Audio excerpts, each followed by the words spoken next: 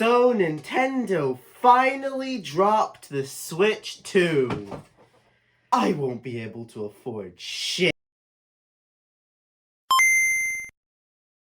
So the Nintendo Switch 2. I know I just said I wouldn't be able to afford it, but I already pre-ordered it and Mario Kart separately, so I will be doing an unboxing video if you're interested in that on June 5th. So there's that. So the Switch 2, it had a Direct last week, and the Direct itself was actually pretty good. I enjoyed it. I know most people enjoyed it. The console looks really good. It's more powerful than something like a Steam Deck, which is not something I expected. And the console has really good games on it. Games like the new Mario Kart, which I will admit looks amazing. And Donkey Kong was there for some reason, but that's still pretty cool. They also announced GameCube support for the Switch Online, which I wanted for ages, and I predicted that in my original predictions videos. I'm pretty sure at least I did. So that's pretty cool. Then they announced the price. So let's talk about a little bit about the Switch 2 and a little bit about its price and what I personally think of it, because I have a take on that. So let's start with the console and the game and everything about the Switch 2 itself. First of all, the console is bigger. We already knew that was going to happen, but it looks like it's actually going to be decently larger. Looks like it's fairly comfortable. The Joy-Cons seem to have been fixed so they won't get any Joy-Con drift, which is a really big plus. And additionally, despite the fact that the console itself doesn't have an OLED screen, it seems that the screen quality on the Switch 2 is going to be really good, at least from what I've seen and from what's been said. And I'm not gonna lie here, I wasn't expecting it to be 4K output for the docked mode, so I'm actually pleasantly surprised by that. The new Mario Kart looks really good. I mean, I'm excited to play it.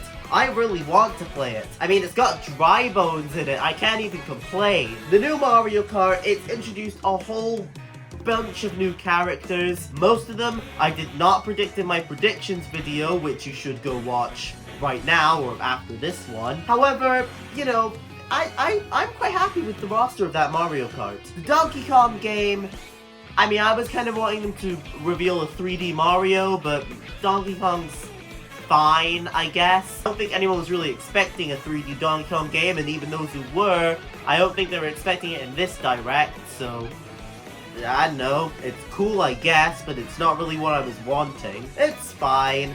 The camera, that's cool I guess. I don't know why they've added the camera. I don't think there's going to be a single person on the planet that'll buy it. Except for me, probably. I'm a Nintendo shill. Either way, the Switch 2 announced some pretty cool stuff. GameCube support, new GameCube controller, that was pretty cool. The games, the console, the power, a whole bunch of third-party stuff. 2 different fan bases got what they've been wanting for years. It's pretty cool. And then at the end of the Direct, this is what I was like. Wow, this is a really good Direct. Where are the prices? Hey, Nintendo, are you gonna announce the prices? What's the price? Oh, I need to go to your website? Okay, well, I'm sure it won't be that bad.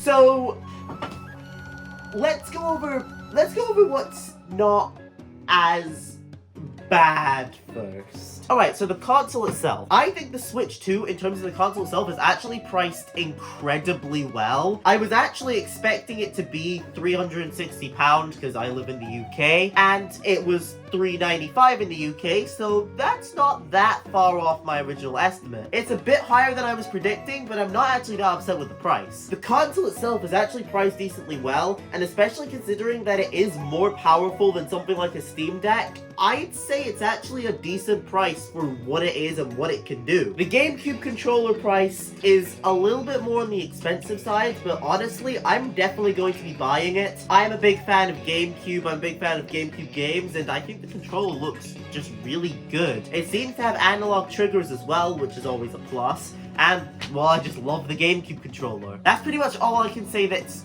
good. Now on to the, not so good. Nintendo, what were you thinking? So, Mario Kart World, which is what Mario Kart 9 is, Mario Kart World, that's the next Mario Kart, and it was announced at, well, a price in the US of $80 for a physical cartridge. That's a bit much. $80 for a cartridge, man. That's pretty crazy. Now, I'm gonna first of all say something here really quickly that I want to clarify. A lot of people are saying that the new Mario Kart is $90 for a physical cartridge.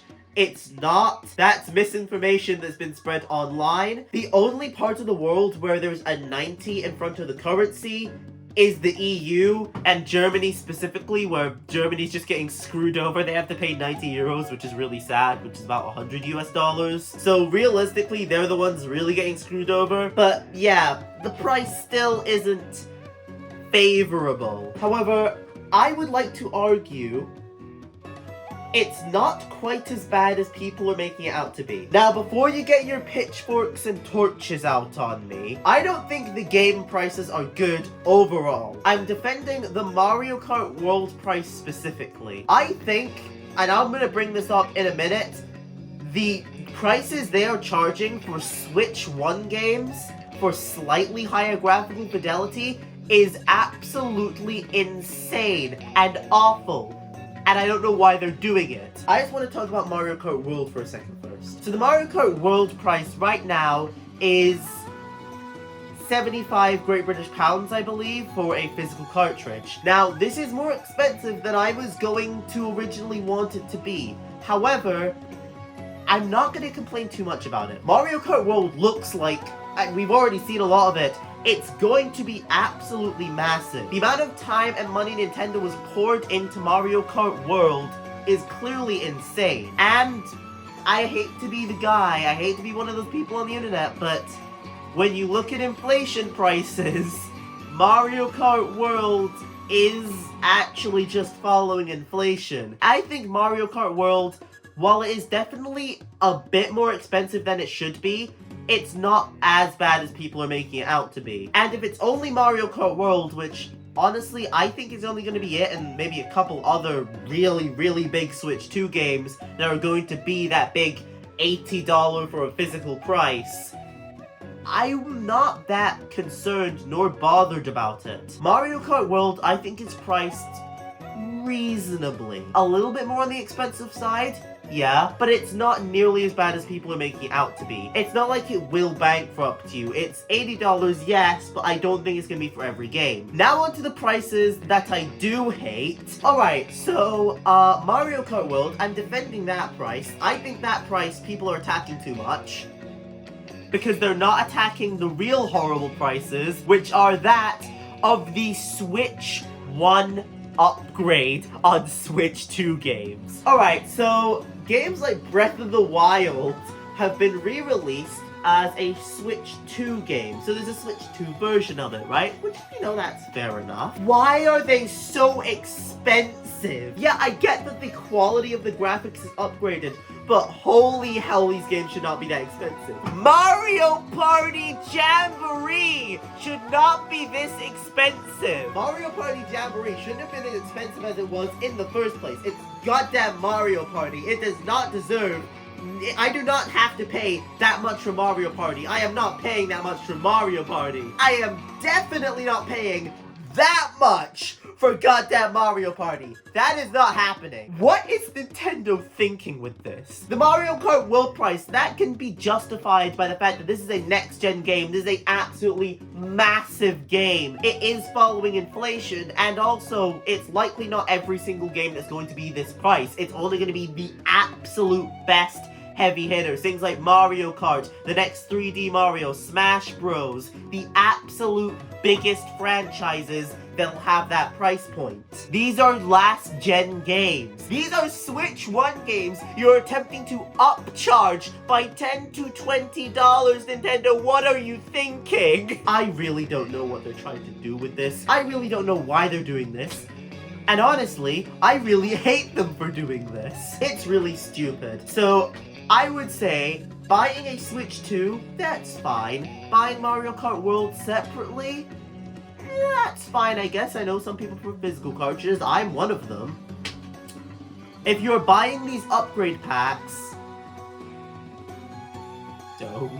please don't buy these. These are ripping you off. Nintendo is scamming you with these. Do not buy them. You are overpaying if you are buying one of these. Any of them. Another thing, the Pro Controller price. I don't know why anyone would buy the Pro Controller when it costs as much as it does, when the GameCube controller right next to it, which will likely work on normal Switch 2 games, costs less, has the exact same amount of buttons, and is a GameCube controller, which is one of the better controllers Nintendo has ever made. It clearly has analog triggers, this new version. Why wouldn't you just buy the GameCube controller? What I'm saying here is I'm not buying the Pro Controller. It's way too much. Now, luckily, Nintendo is not the worst company on the planet. They're not being completely unreasonable, and you can use Switch 1 controllers with the Switch 2. Your old Joy-Cons can be used for Switch 2, and same with the old Pro Controller, which is, that's reasonable, and I will give them props for doing that. Not all companies would. However, come on, Nintendo! You cannot expect me to pay this much for a Pro Controller with 3 extra buttons. This is the same thing with only 3 extra buttons, and one of them I have to pay to use! The C button is a button that you need to pay in order to use. What was Nintendo thinking when they did this? Honestly, I don't know, but I mean, yeah, I guess that's pretty much it. The Switch 2 reveal experience, that's what it was. It was getting so hyped for all these games. Seeing the console price and being like, oh, it's a bit more than expected. Seeing the Mario Kart World price and being like, whoa, that's quite expensive. And then seeing the price of upgrade packs and basically becoming suicidal. Now, the prices are too much. But one last thing I want to say here. People on the internet are blowing this up way too much. This is being way overblown. I get that if you don't want to buy the Switch 2 because either you can't afford it, that's reasonable, that's fair enough, or also fair enough, you don't want to support Nintendo with these prices. Honestly, I'm encouraging you to do that. The reason I bought a Switch 2 is because, well, I'm impulsive, number 1, number 2, it would make good content, and number 3, God, I really want to play Mario Kart World. However, if you don't want to buy Switch 2, that's fine. That's reasonable, in fact. But the one thing I want to ask of you, stop posting this everywhere online. I'm sick of seeing it. If you don't want to buy Switch 2, that's fine. That's fair, in fact, right? I support you in that. Stop posting it every single living moment of your life, please. I get it. You don't want to buy it. I get it. You don't support Nintendo's prices. I also don't, right? I'm buying it because I'm a shill and have no self-control. You clearly do, and I respect you for that. But you don't need to constantly say it every 5 seconds. And there is a very specific site and a very specific section on that site that I am talking about right now. If you know, you know. Either way, that's the Nintendo Switch 2 reveal experience. So yeah, the final verdict. Nintendo's prices. People complain about Mario Kart World. They should be complaining about those upgrade packs, man. Those prices. Oh my god, are they insane. And as much as I'm justifying the Mario Kart World price to some extent, I still don't think it's setting a good precedent for gaming. I think games are going to become more expensive, but at the same time, to be fair, games are a luxury. People on the internet keep acting as if games are a requirement for them to live. They're not, they're a luxury. I remember like 5-something years ago, if I wanted to buy a game, I had to save up and then choose very carefully what game I wanted to buy, because I wouldn't necessarily be able to afford multiple games. So, honestly, I think we're just going back to that. Is it necessarily what I would want?